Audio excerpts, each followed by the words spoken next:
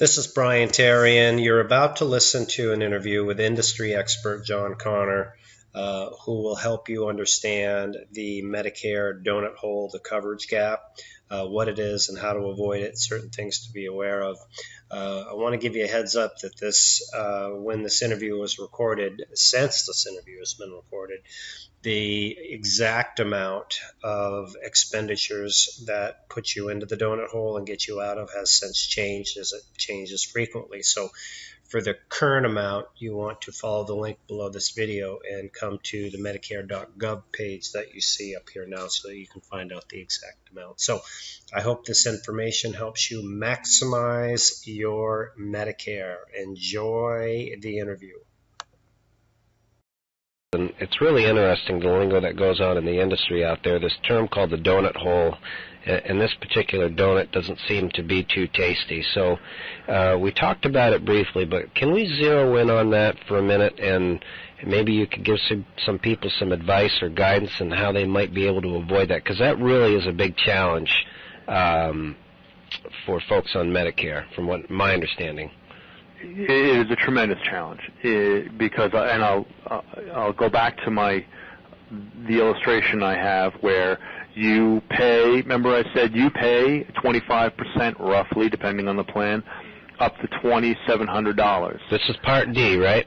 This is for your Part D. So on your prescriptions, you pay 25% up to the cost of your prescriptions. Now, what that means is it's not the money that just you pay, but the total cost of that prescription.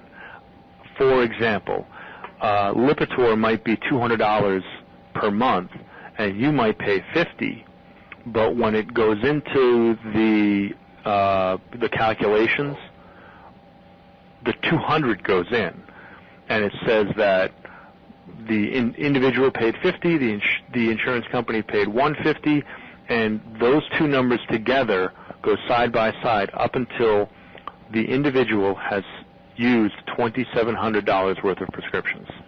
I mean, John, there's some people out there on $1,000 of prescriptions a month. I know it. Absolutely. Well, I'll tell you what. This is where you start the donut hole when you get into that. Once you've spent the $2,750. Now, for someone who spends $1,000 a month, by the time they get through the donut hole. Let's define the donut hole here. Okay. So you go into the donut hole at $2,700. Okay. Now, keep in mind, and I'm using rough numbers here, you've paid $700, the insurance company's paid $2,000. Just using that as a rough number on the $2,700.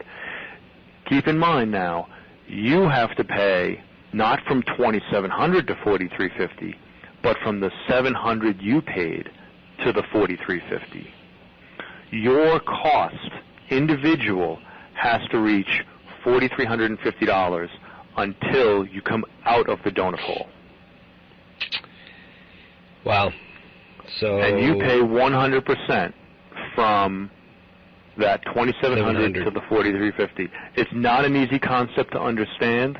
It's not intuitive. They're using two different calculations to find out when you go in and when you come out.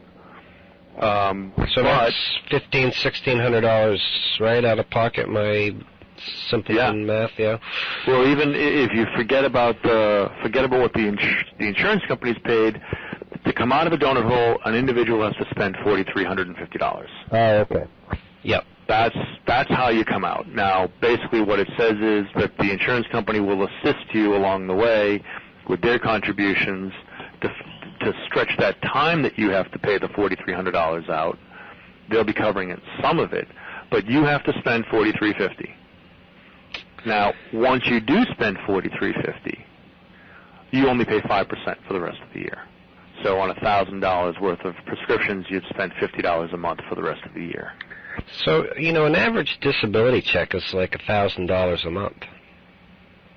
So then, well, there's potential relief.